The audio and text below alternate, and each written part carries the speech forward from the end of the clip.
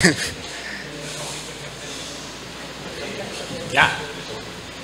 Okay. Muy buenos días.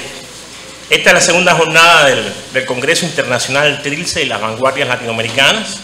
Como saben ustedes, está auspiciado por la Asociación Internacional de Peruanistas, por la Revista de Crítica Literaria Latinoamericana, por la Huasca de Poesía, también por la Embajada de Perú en Cuba y por supuesto por Casa de las Américas, que acoge cada año de modo muy entusiasta este evento que un importante grupo de peruanistas viene a celebrar en Cuba. Hemos hecho eventos de Azores Mariátegui, Cornejo Polar, Arguedas, y sobre este importante poeta que vamos a profundizar un poco más hoy en su vida y en su obra.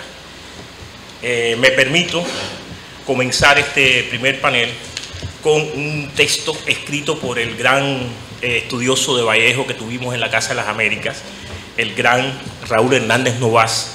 Estos son sus libros de ensayos que editamos en la Casa de las Américas hace algunos años y que van a estar en la venta en la librería nuestra de la Casa de las Américas. Y los 3 o 4 primeros ensayos que aparecen en el libro son sus textos sobre César Vallejo, que son textos muy intensos, con el rigor de Raúl Hernández Novas, un gran ensayista cubano y también uno de los poetas más importantes del siglo XX cubano. Dice, justamente refiriéndose a Trilce: en un contexto donde el modernismo seguía vigente, Trilce representa per se un libro de vanguardia. Hay que tener en cuenta, sin embargo, que Vallejo es más bien un vanguardista atípico. Si el paradigma de escritor latinoamericano de vanguardia puede ser Vicente Huidobro, quien convive con los vanguardismos europeos, se impregna de ellos e incluso llega a fundar un movimiento propio, el creacionismo, con toda la serie de actitudes acompañantes, lanzamiento de manifiestos, redacción de credos estéticos y artes poéticas, etc. La tipicidad del vanguardismo de Vallejo resalta en la comparación. Esto es un bocadillo solamente, y que van a disfrutar mucho después que compren el libro. También hacemos publicidad en casa. Y lo que nuestros contenidos son más interesantes que otros. Bien, me place mucho moderar, presentar este primer panel. Creo que estos eventos hablan muy bien de una literatura nacional, que es una de las literaturas más importantes en América Latina, por sus figuras, por sus libros, por los contenidos, por las puertas y las interacciones que tiene esta literatura con otras maneras del pensamiento cultural y social, y también de las otras formas de la creación en América Latina. Este primer panel se llama Trilce en el contexto de las vanguardias y el indigenismo. Y en este panel hay un par de compañeros que no pudieron llegar, pero aquí están los que están. Quienes están: Renata Bastos da Silva, viene de la Universidad Federal de Río de Janeiro. Va a presentar, Renata Bastos da Silva es profesora adjunta de la Universidad Federal de Río y del Instituto de Investigación y Planificación Urbana y Regional. Es miembro de la Cámara de Extensión del Centro de Ciencias Jurídicas y Económicas, becaria postdoctoral en el Programa de Políticas Públicas y Formación Humana de la Universidad del Estado de Río, doctorada en Historia Social por la Universidad de Sao Paulo, con investigación sobre Cayo Prado Jr. en la política en 1947 y 1948, magíster en Historia por la Universidad Estadual Paulista, cuando examinó los antecedentes de la crisis de 1929 a través de los escritos de los pensadores Mariátegui y John Maynard Keynes. Colabora para el Centro de Estudios La Mujer en la Historia de América Latina y es miembro del Consejo Asesor de la Cátedra Mariátegui. A mi otro lado está Pedro Favarón, que viene por la Pontificia Universidad Católica del Perú y es un investigador académico, poeta, escritor, artista audiovisual y comunicador social que se desempeña actualmente como profesor en el Departamento de Humanidades de la Pontificia Universidad Católica del Perú. En el 2012 completó un doctorado en literatura en la Universidad de Montreal, en Canadá, y se ha especializado en estudios de la literatura oral de las naciones amazónicas, así como en diferentes aspectos del pensamiento y de las prácticas espirituales de los pueblos indígenas y norteamericanos. Magíster en Comunicación y Cultura, otorgado para la Facultad de Ciencias Sociales de la Universidad de Buenos Aires en Argentina, ha dictado conferencias, clases, seminarios y talleres en Argentina, Perú, Bolivia, Canadá e Inglaterra. Ha publicado libros de poesía narrativa y de investigación académica en Argentina, Perú, Chile y México. Asimismo, artículos en revistas indexadas, ensayos literarios de poesía impresos y digitales en el Perú, Argentina, Canadá, Estados Unidos, etc. Por otro lado, ha dirigido el mediometraje experimental Meraya en el año 2019, el cual ha participado en festivales peruanos e internacionales de cine independiente. En la actualidad es comunero empadronado de la comunidad nativa de Santa Clara de Yarinacocha, región Ucayali, en la que ha fundado la Clínica de Medicina Tradicional y Centro de Estudios Ancestrales Nishi-Neti. Este es el primer panel y le pido entonces a Renata que comience con su trabajo, Trilce y las vanguardias de la ciudad de Río de Janeiro en los años 20. Buenos días, muchas gracias. Gracias a Casa de las Américas, que yo estoy por la tercera vez. Estuve en Mariate, en Arguedas y ahora en Vallejo. También gracias a Antonio, a la Asociación Internacional de Peronistas por acolher nuestra propuesta de ponencia. Também a Embajada de Peru e a Associação Cultural Huaca es Poesia, que estão também organizando esse seminário. Para mim, com muito gosto que estou aqui, porque este ano foi o bicentenário da independência do Brasil, em setembro, e também, há pouco, conseguimos uma vitória muito significativa para a humanidade. Eu penso que sim, não somente para o Brasil, que foi a vitória da Frente Democrática, liderada por Lula. E a partir de janeiro, temos a criação do Ministério de Povos Originários. Então, é muito importante e vamos acompanhar e dar notícias para vocês. Bien, vou a ler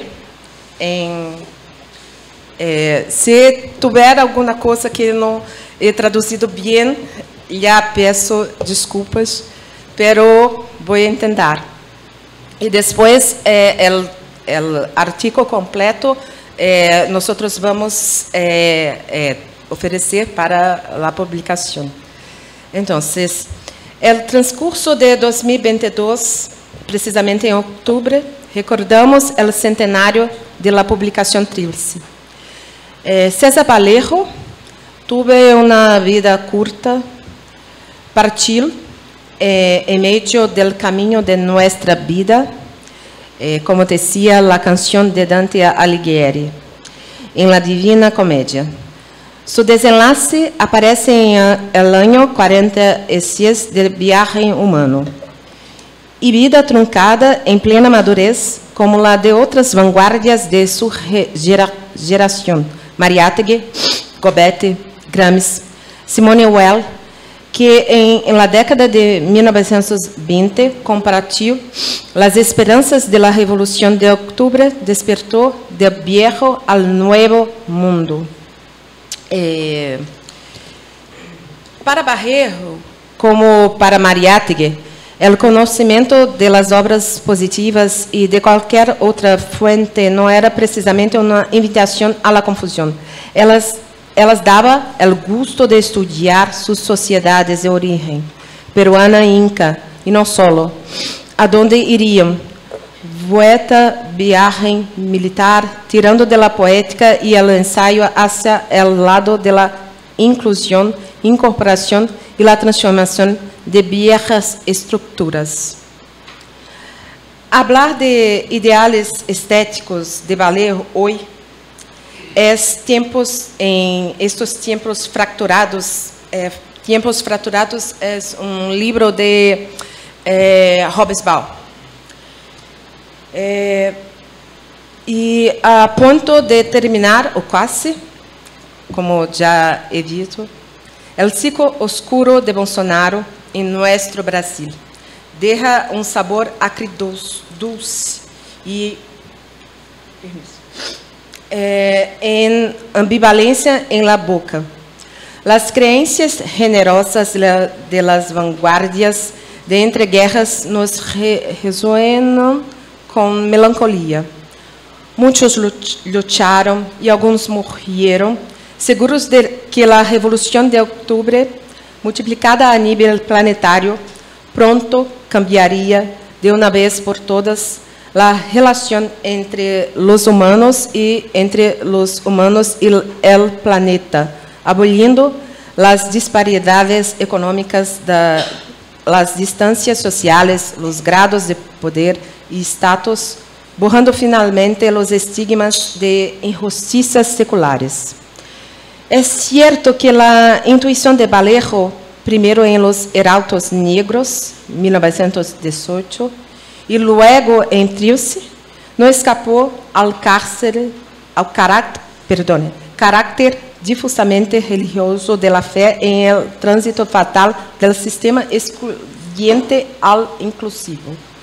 La parte de la Bohemia de Trujillo, el Grupo Norte y más tarde el Movimiento Colónida compusieron una identidad cultural capaz de desentrañar la venda mítica que alimenta la voluntad revolucionaria y le da savia para transitar aquellas horas en que el periplo militante es más árido.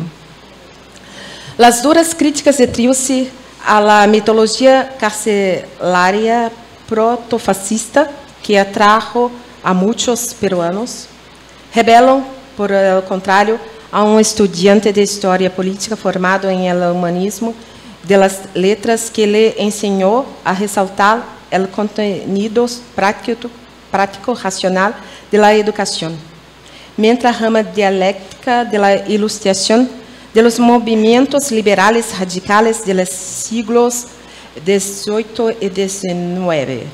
De ese marco de referencia extrajo Vallejo las tesis generales de que existen vínculos vinculantes entre ciencia, progreso, libertad y democracia. Pero fue al fin, al cabo también de ese mismo suelo imaginario de donde brotaron aquellas certezas íntimas que hicieron del militante un poeta de la literatura, un discurso laico con tonos apologéticos. ¿Hasta qué punto la pasión admitida sin aspavientos en el texto de Trilce estaría realizando una visión antitérmica tan bien encerrada en un sentimiento incorporativo nacido como superación de ese arraigo social económico burgués? Después de un siglo podemos identificar un que otro acento demasiado pesimista y optimista en sus posiciones, ahora sin temor a que los fanáticos atribuyan cosas inexistentes, para que lleguen a intentar alienarlo entre los menos críticos con el reaccionario. Hoy sabemos que el sabor a ceniza de la experiencia que no ha habido hasta ahora una conexión orgánica entre el pleno desarrollo de las fuerzas productivas y la plena incorporación, al menos en las formas que ha tomado hasta ahora, ni mucho menos entre la libertad y la igualdad.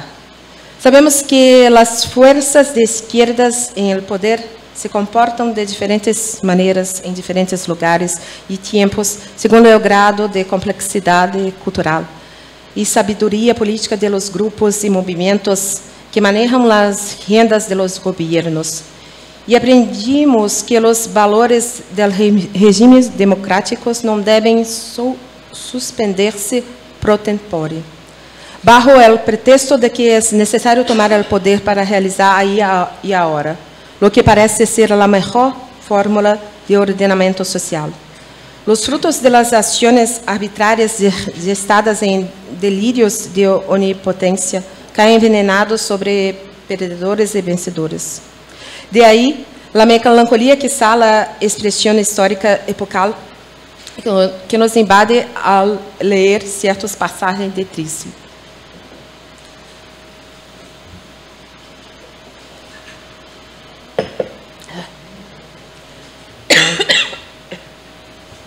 Donde se reitera leve profecia de uma salvaguardia portadora da salvação universal. El desdém por las políticas europeias, ausente de los universales y la adhesión a las ideas de principio y unidad entre indígenas y estudiantes conduciría en la práctica, en parte, a rígidos bloques sectarios indemnizatórios de la Aliança Popular Revolucionária Americana, APRA. Y su vez habrían presentes como los únicos representantes de los peruanos.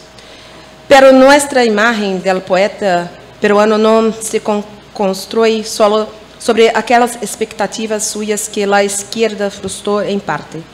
Su recuerdo es acre, repito, pero también dulce. Al releer a Trilce, se puede ver cuando se ejercitó su poética en torno a los problemas que son básicos para nosotros los brasileños y para la vida pública iberoamericana. La flexibilidad con la que la poética de Vallejo abordó las herencias múltiples le dio una amplitud de visión política absolutamente rara en su época. Se dio cuenta desde el comienzo de su carrera como profesor y poeta de que no hay una sola manera de corregir el juego de todos del mercado capitalista. Es la historia de cada formación social que le inspirará las tácticas de compensación. El atraso de la Rusia czarista requirió un enorme movimiento en terremoto de octubre que aparece con el evento límite de la revolución contemporánea. Pero hay otras experiencias nacionales. En Inglaterra se desarrolló el sindicalismo que a su vez condució al laborismo, ambos inmunes a las obsesiones teóricas de la izquierda continental. Las acciones de la actualidad corporativas de los sindicatos del siglo XIX terminaron por integrarse en un programa más amplio, destinado a controlar la economía a nivel nacional. Su objeto, una distribución más equitativa de la renta, guiaría el futuro estado de bienestar social. Para la inteligencia, ver que es mismo Vallejo admirador de Lenin no es menos simpatizante de las paulatinas conquistas del lado democrático representadas por las obras experiencias. Prueba mayor y más arriesgada dessa plasticidade la dio quando enfrentou os espinosos temas da reforma agrária, educativa e universitária frente à la gran quantidade de indígenas del Perú. ¿Cuánto tengo de tiempo? 10 minutos. Bom, voy a saltar. El encuentro de Vallejo con Brasil, à luz de registros de suas traduções, del Amalio Pinheiro, que é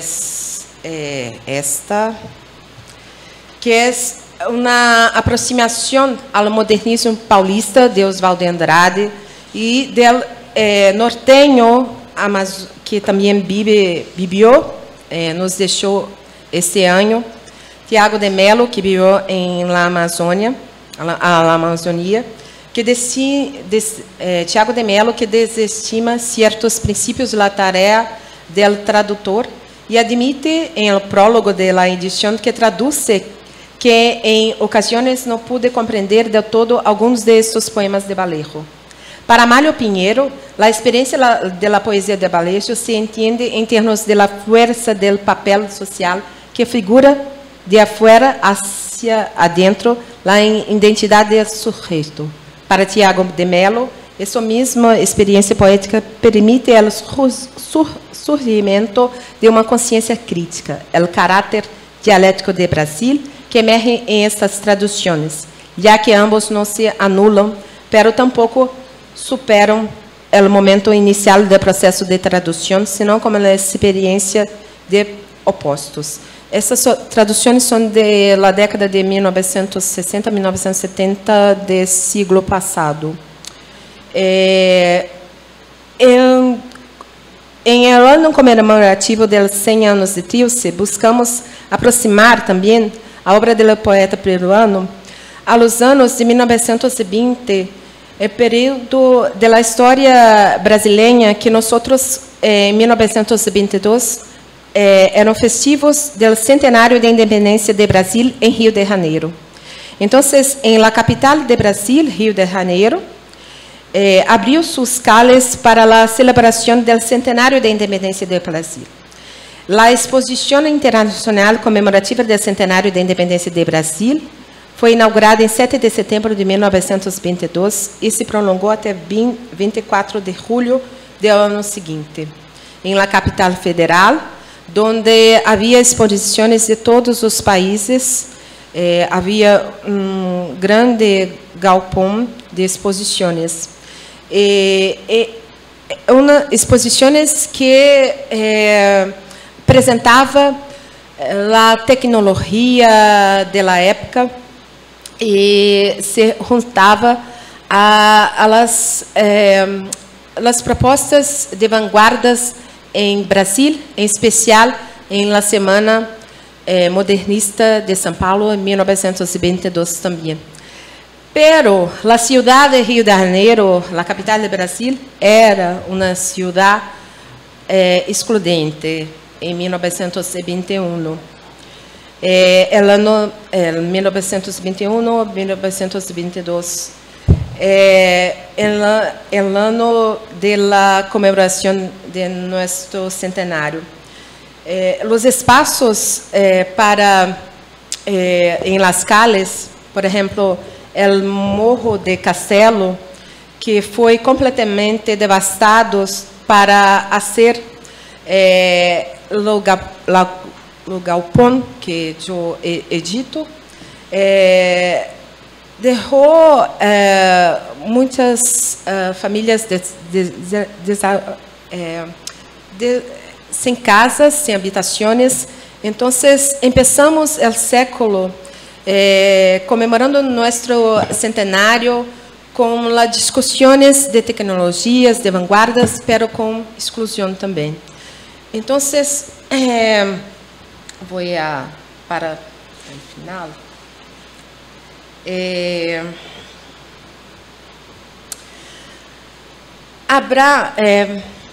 Hablar da poética do indigenismo peruano, que crescia como corrente de cultura em esta fase de crise internacional, do início depois Primeira Guerra. Vallejo deixou vários nudos. A distinção entre raiz e programa opera a dialética do passado e do futuro.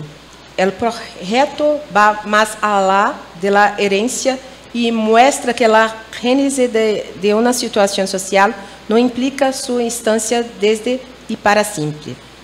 O Peru não pode dar-se como um absoluto, de aí a falácia de um Peru em si mesmo, bajo o suposto de que a antiga cultura incaica ou entre registros ideológicos ou não, a forte presença hispânica bastariam por si solas para fundar a realidade nacional.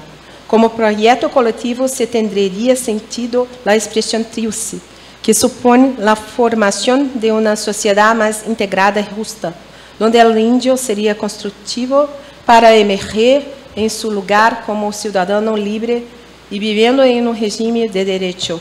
Isso também é hoje desafio para o Brasil. E por isso estamos muito contentos com a criação do Ministério de Pueblos Originários e deveres que lhe dariam acesso a los bens de la civilização, que evidentemente inclui as riquezas de sua própria história. Entendemos que recordar Trilce, seu contexto, y el papel de nuestra entonces capital es contribuir para la reflexión del bicentenario de independencia de Brasil, que celebramos el día 7 de septiembre de 2022, a víspera de nuestro mayor desafío, que fue el escrutinio electoral, para que, a partir de las elecciones donde la mayoría de la población confirmó el espíritu republicano y democrático de nuestra Carta de 1988, la Constitución Federal de Brasil. Muchas gracias. Volvemos a dialogar con el mundo.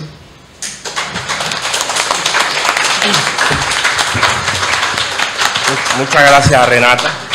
También en Cuba estamos muy entusiasmados por esta nueva era en Brasil y creo que sobre este texto después podemos conversar esas relaciones que ha intentado establecer Renata entre el contexto cultural que se vivía Brasil y Trilce, y también en esa manera en que la literatura latinoamericana en algún momento excluía, o si no, desconocía un tanto la literatura brasileña y viceversa. En Brasil se desconocía la literatura, buena parte de la literatura latinoamericana. Bueno, he hablado de Tiago de Melo, quien estuvo traduciendo también muchos grandes poetas importantes de Brasil del siglo XX. No solamente Vallejo, Tiago de Melo, que por cierto está muy amigo de la Casa de las Américas también y está publicado en la casa. Tiago tradujo a Pablo Neruda, tradujo a Macedonio Fernández, intentó traducir a Octavio Paz. Yo digo intentó traducir porque me parece que es otra cosa. Bueno, aquí hay un especialista de Octavio Paz y dirá qué tal esas traducciones. Y yo creo que es un gran momento la traducción al portugués de estos importantes autores, y yo creo que este es un nombre, no es el único, pero es uno de los nombres que marcan también el reconocimiento de una poética en español dentro de Brasil. Podemos hablar de eso un poco más adelante cuando aparezcan las preguntas, así que le doy paso ya a Pedro Fabrón con Vallejo, Mariátegui y las vanguardias indigenistas, condiciones de producción y contradicciones del vanguardismo andino. Adelante, colega. Bueno, buenos días, y nuevamente estoy contento y agradecido de estar acá en Casa de las Américas. No sé qué ha pasado, que he llegado a Cuba por primera vez y realmente siento que yo hubiera estado antes, ¿no? Me siento en una comodidad. Ahora, yo no voy a leer todo el texto porque realmente yo apuesto por el retorno a la oralidad en estas presentaciones, ¿no? Creo que en la oralidad hay una flexibilidad, una vibración y una espontaneidad. O sea, hay que atreverse a pensar a veces también acá en el inmediato, ¿no? Y bueno, yo no soy vallejólogo, ¿no? No es que mi mayor aporte a la academia pase por lo que yo pueda decir sobre Vallejo. Lo que sucede es que Vallejo sí es, además que me gusta mucho como poeta, es ineludible para pensar ciertas cosas. Y este texto, o sea, esta presentación, es parte de un artículo mayor que voy a presentar a la revista, que es parte de un libro que no he publicado, que se llama Modernidades Andinas, que lo empecé a escribir cuando hacía mi maestría en Buenos Aires, y al principio se llamaba Malestares Andinos, porque como estaba en Buenos Aires, Freud era omnipresente, ¿no? Entonces el malestar, pensaba todo el día en el malestar, ¿no? Y bueno, lo fui cambiando y quise también pensar en la posibilidad del bienestar andino, ¿no? De darle la vuelta, ¿no? La vuelta de tuerca a ese constante malestar que se nos signa, ¿no? Creo que existe la posibilidad de vivir la heterogeneidad andina de una manera más gozosa de la que nos hemos atrevido a vivirla hasta ahora, ¿no? Y en esto incluyo a José María Arguedas, que postula la posibilidad de ser un demonio feliz, pero como que no lo puede terminar realizando por el peso de siempre pensar las cosas en el Perú dicotómicamente, ¿no? La costa y la sierra, lo indígena y lo blanco. La realidad es mucho más compleja, ¿no? Y pongamos el caso del pueblo de los morochucos, de Ayacucho, que ellos dicen ser descendientes de las tropas de Diego de Almagro, pero hablan en casa un quechua, hablan un castellano muy fino, pero en el momento de la emoción lo expresan en quechua, ¿no? Entonces, eso da cuenta de la profunda heterogeneidad del Perú. Los corilazos es la misma historia, ¿no? Entonces, todos estamos atravesados por procesos de heterogeneidad bastante más complejos de los que a veces queremos pensar, justamente por una herencia de un indigenismo entendido de manera muy simplista en sus dicotomías. La heterogeneidad del Perú es mucho más profunda y mucho más compleja, y creo que ahí entra Vallejo para poder pensar esta heterogeneidad. Y justamente esta heterogeneidad no dialéctica de la que hablaba Cornejo Polar, que en Vallejo se da, como voy a mencionarlo. Entonces, es parte de un proyecto mayor, y además de ello, es complejo en el Perú escribir sobre lo andino, sobre Vallejo y sobre Arguedas. Cuando yo escribo sobre lo amazónico, que es mi mayor aporte, no hay muchos interlocutores y por lo tanto no hay tanta, no te saltan encima. En cambio, cuando he tratado este año, por ejemplo, he mandado 2 artículos sobre Arguedas a revistas indexadas, pasa con Arguedas lo que pasa con Vallejo, que todo el mundo en el Perú cree saber, todo el mundo ya sabe. Entonces es problemático porque encima yo siento que la academia peruana es, no, en general, hay honrosas excepciones, pero en general ha asumido el progresismo, pero metodológicamente es profundamente conservadora. Yo por eso me alegro mucho de la existencia de José Antonio Mazzotti, con quien yo sí puedo dialogar en mayor libertad. Y como yo no tengo ese impulso parricida de la modernidad que quieren negar al maestro, yo más bien busco maestros para poder conversar.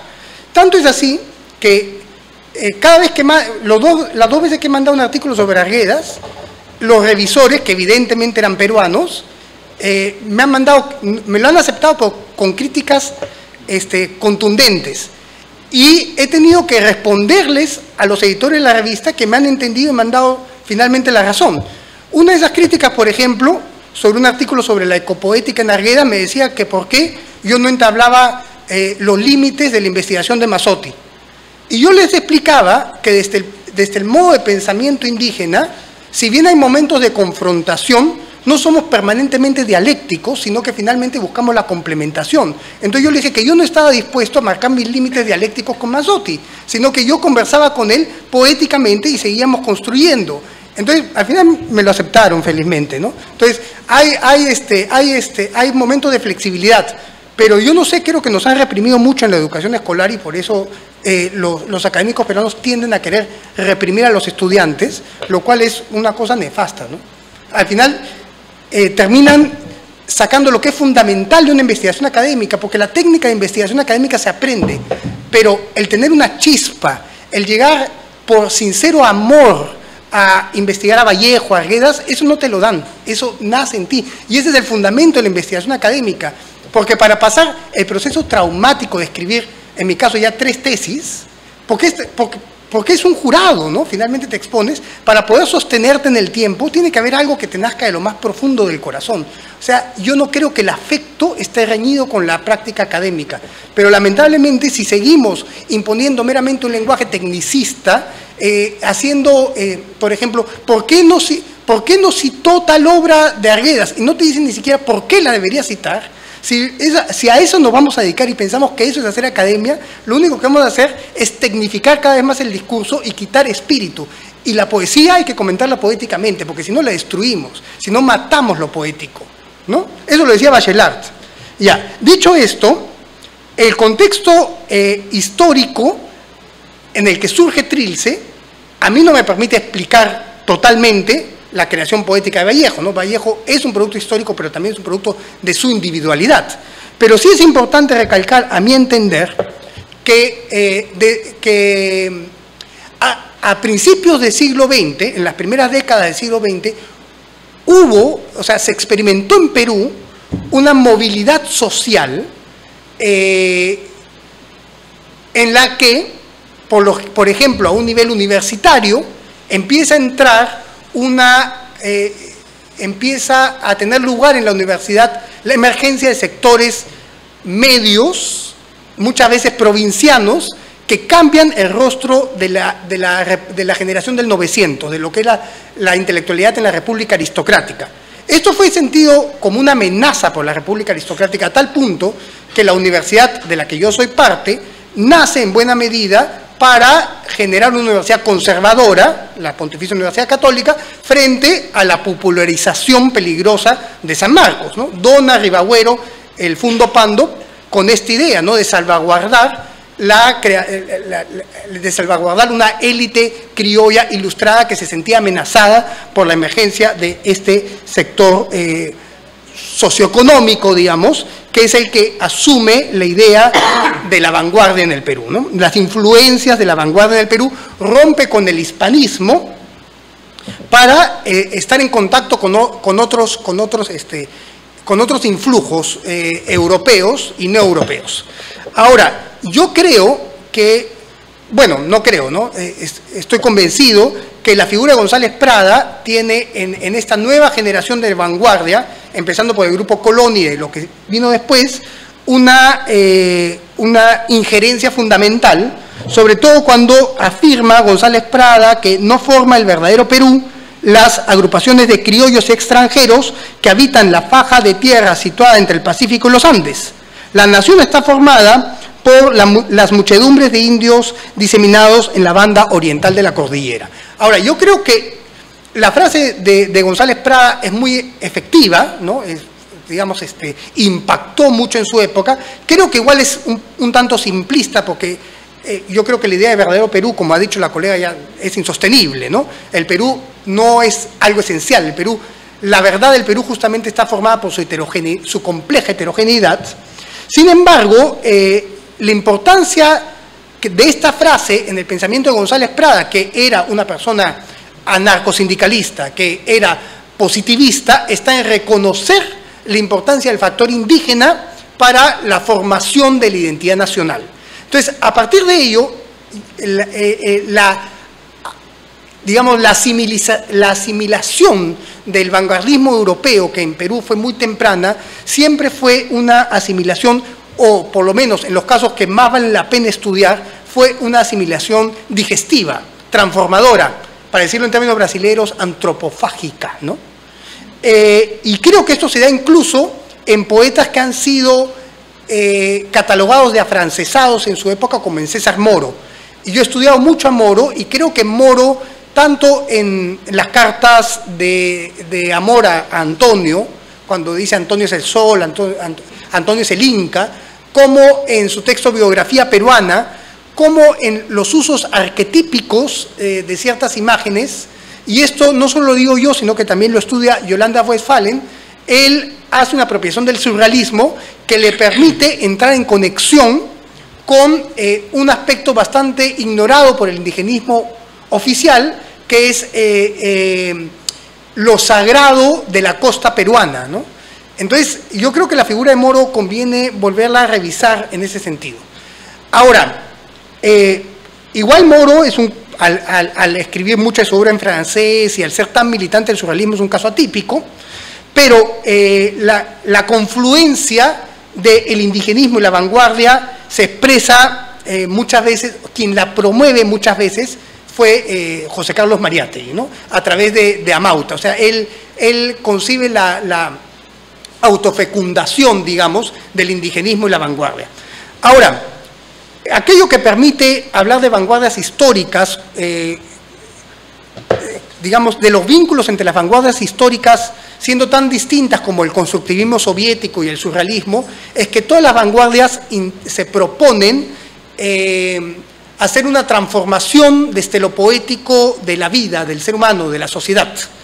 Esto lo estudia, por ejemplo, Peter Burger desde una perspectiva neomarxista, ¿no?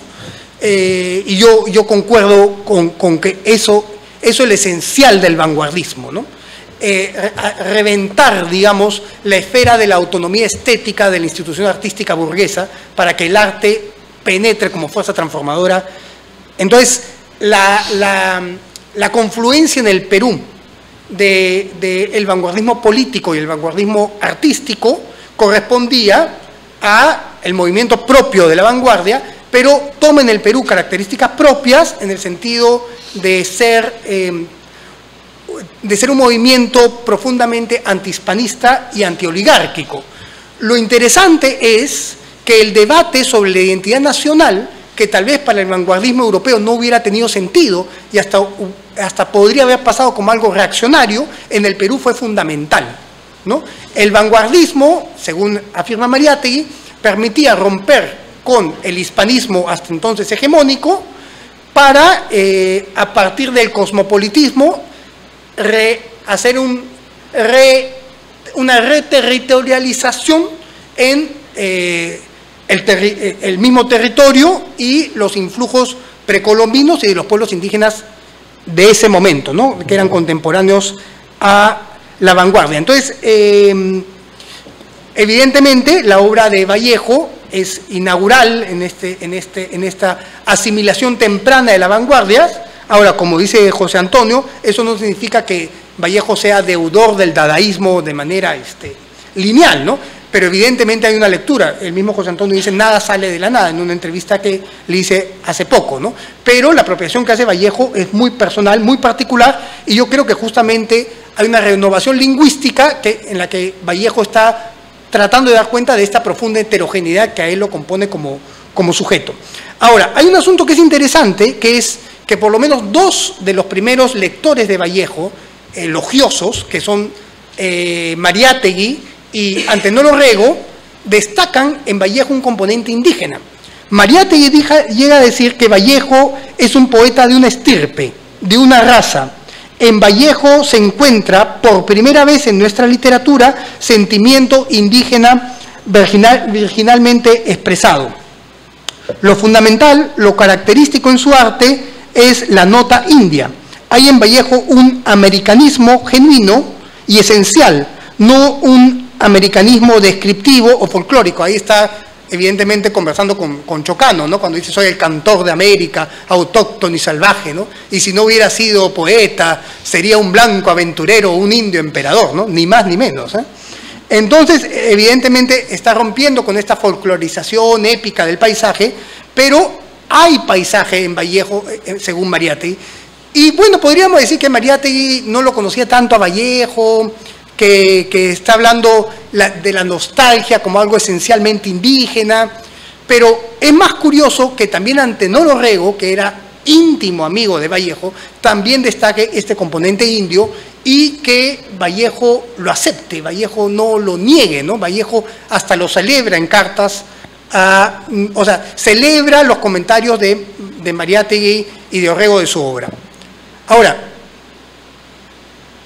yo creo que Orrego es un autor que conviene revisitar porque Orrego era un poco el mayor del grupo norte, ¿no? De la Bohemia Norte, y era el filósofo de la Bohemia Norte. Ahora, el pobre Orrego fue aprista, pues, ¿no? Entonces tiene ese problema, ¿no? Pero más allá de la ya, 3 minutos nomás. Ya. Bueno, entonces, más allá del aprismo, yo creo que es un filósofo que a mí me interesa mucho visitarlo, y habría que dar cuenta justamente el vínculo con el territorio que desarrolla la poética, la filosofía poética de Orrego, tanto por el ritmo poético como por el replanteamiento de lo indoamericano. Ahora, a pesar que yo creo que la vanguardia en el Perú tiene componentes bastante notoriamente heterogéneos, Vallejo escribió en este texto que se llama Contra el secreto profesional, en el que reniega de toda la vanguardia latinoamericana y de paso, así sin querer queriendo, nombra a Neruda y Borges y los descarta inmediatamente, ¿no? Y él, digamos, apela a la necesidad de que el arte latinoamericano responda profundamente al territorio y a la psique heterogénea peruana. Evidentemente el artículo despertó pasiones encendidas, al punto que, por ejemplo, Serafín del Mar, cuyo mayor mérito actualmente para nosotros creo que es haber sido esposo de Magda Portal, dijo que Vallejo era un opiómano, ¿no? Entonces, la opinión de Serafín del Mar no me interesa tanto como la de Gamaliel Churata, quien sí se molestó en serio, ¿no?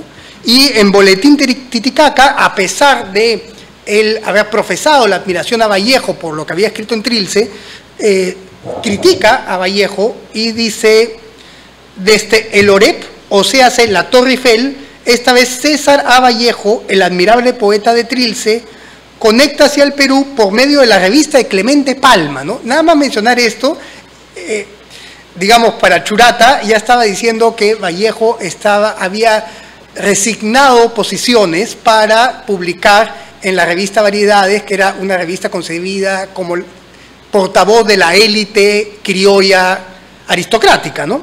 Entonces, la verdad es que, como tenemos poco tiempo, digamos que Churata explota, ¿no? Churata dice que lo de Vallejo es un sinsentido, y evidentemente por el propio proyecto de Churata, lo que estaba diciendo Vallejo no era justo, ¿no?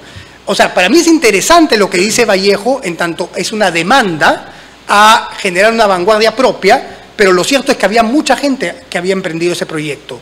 No solo Antenor Orrego, no solo Mariátegui, sino también todo el grupo Orcopata, ¿no? Y fundamentalmente Churata.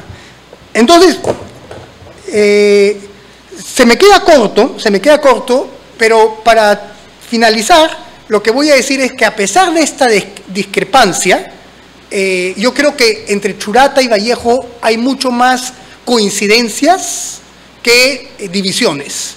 Y la coincidencia justamente está en la apropiación digestiva, antropofágica del vanguardismo para generar una vanguardia en términos propios, y que es lo que nos permite hoy, y es por eso que esto que he dicho hoy es parte de mi libro Modernidades Andinas, lo que nos permite justamente hoy pensar en una modernidad en términos propios, una modernidad andina o unas modernidades andinas que asimilan la técnica de lo moderno, pero sin renunciar a la posibilidad de encarar la modernidad mediante un rescate de las raíces ancestrales de la indigeneidad. Entonces, eso es básicamente.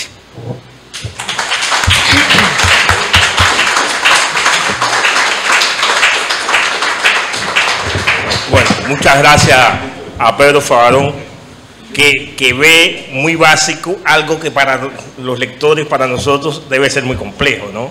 Esa grande, lo que él llama las contradicciones del vanguardismo andino, donde el término de Cornejo Polar es clave para esto, el término heterogeneidad cultural. Y la verdad, aquel anuncia también un libro difícil, un libro de la comparatística entre Vallejo y Churata debe ser bien complicado. Eso es un anuncio bien difícil. Yo creo que podemos discutir esto un tanto más adelante. ¿Discutimos ahora este panel o terminamos nosotros tres? Bueno, estamos ante dos propuestas, una propuesta de Vallejo en otro contexto, en el contexto brasilero, y esta propuesta de la contradicción y del contexto en el que nace Trilce, en el que nace lo que Favarón ha llamado el vanguardismo andino.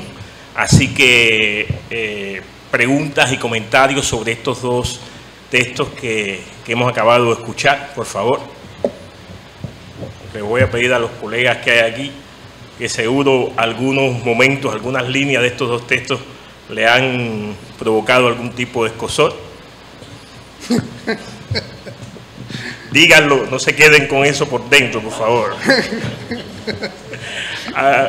Haznos algún comentario sobre este tema. ¿Sí?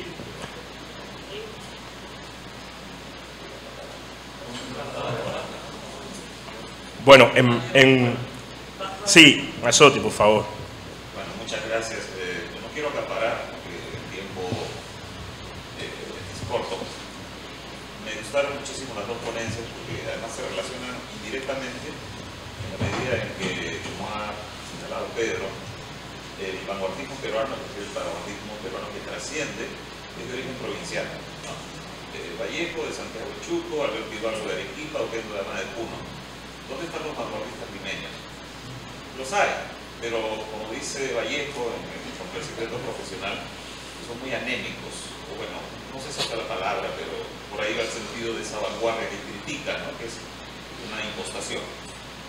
Veamos un caso, por ejemplo, de un amigo de todos ellos, que era Enrique Bustamante y Guyave Carvallivian, ¿no? Que nadie recuerda el día de hoy, no se ha reeditado. En su momento era una persona con influencia, tenía una editorial incluso, ¿no? Le llegó a publicar Arquedas, pero su vanguardismo no tenía esa fuerza, como diría Vallejo, telúrica y magnética que se tiene con los vanguardistas provinciales. Pues en eso estoy completamente de acuerdo contigo, Pedro. Sin la presencia de la provincia, de esa heterogeneidad peruana que llega a los sectores del discurso dominante que están básicamente en Lima, ¿no? Revistas, editoriales, una pequeña masa crítica en formación con este recambio de generaciones de la del centenario, de la del 900 a la del centenario, ¿no? Hay 21 años de distancia allí entre la generación de Ribagüero y la generación de Vallejo y Mariátegui. Sin ellos no tendríamos una vanguardia notable, ¿no? La vanguardia peruana estaría allí, pero sería seguramente una nota al pie en las historias de la literatura. Entonces mi pregunta era sobre todo para Renata, ¿no? Esa relación entre la vanguardia brasilera y la provincia, ¿es la misma? ¿Cómo lo ves tú?